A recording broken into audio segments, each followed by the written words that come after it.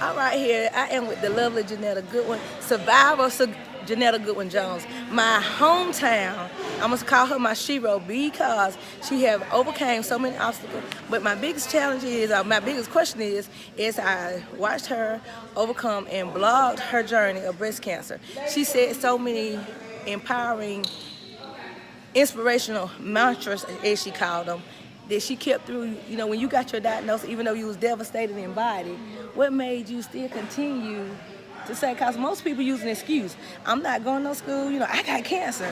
But you kept going, and not only did she still show up in her family, she showed up and got a master's degree, her second master's degree.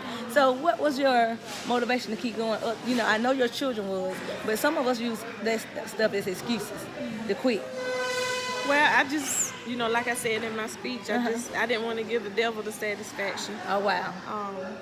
Because I knew, this sickness was not going to be a curse for me. Oh, okay. But God had already spoken to me, just like I mentioned in my speech. He had already spoken to me. He had already told me that this is not for you. All right. So I wanted others to see the goodness of God because, I love God and I knew things that He could do, and I had seen other people survive cancer, and then I had seen others, die from it. But I knew that, that I was a survivor from day one. Day one. Okay, did you hear what she said? She knew people on both sides, but she surrounded herself in her mind around the surviving part, other than, that ought to be a praise report for somebody, encourage somebody right now. And then the other thing I seen from Facebook, she has a strong support system. Her friend from childhood. How many of us still have girlfriends or friends that we in our time of need? That's when people disappear. That's right. So Janetta to see you, Calandra, Tish, yeah. Keisha on there. I'm talking about, my heart was just leaping. Like, God, where are the real girlfriends that women? So how did that feel, just having them there? And like you said, they went to many of your treatments? Yeah. They came to my chemos and we sat for 7 hours. We would sit for 7 hours. Whoa. Yes, a work shift. Look, they would go and pick up lunch and come back. We still sit there. They did that, and they all came to the end. Oh, my last chemos, they were there for my last radiations, and then my last chemo, the second go around. So they were always there. And not only that, but behind the scenes, wow.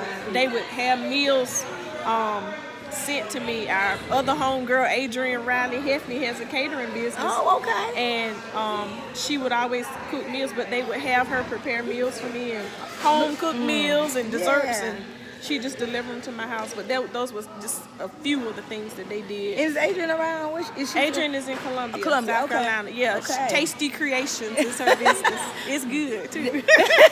That's what I'm talking about, you all. Being able to stand in the gaps when your friend needs you.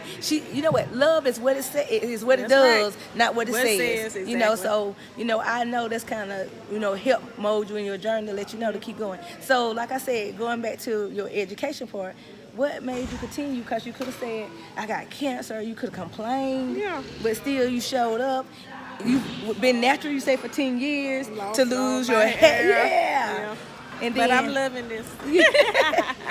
and your thing that you said that I kind of stood out, you saying, it's just hair. Yeah. It's just hair. Yeah. I love the way she's embracing this. So I hope this is very encouraging to you all. And I'm trying to make sure I'm going through my notes. I'm going through my notes and make sure. This is her survival picture. Just look at it. She said it was a caught off guard snap picture and it ended up being the best one because it just showed that she was free. And so, do you want to say anything as I kind of scan over my notes, to make sure that I'm going? You want to give any scripture, any kind of encouragement to somebody who's watching this? No, but just be encouraged, and just know that cancer is not a death sentence.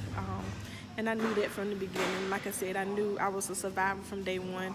My breast cancer nurse told me that she was also a breast cancer survivor. Oh, wow. So that's why I said I had an awesome medical team of people who were survivors. And it made me become a better nurse. That even when I have my patients, you never know, you might be that anchor that's helped keeping people foot on the ground to live in between life and death situations. That's true. And I like the quote you used by Oprah, there's more to celebrate. So this is Janetta Goodwin Jones, you all. We sounding out at her prayer breakfast. And listen, I hope something just encourage you. Be a better friend.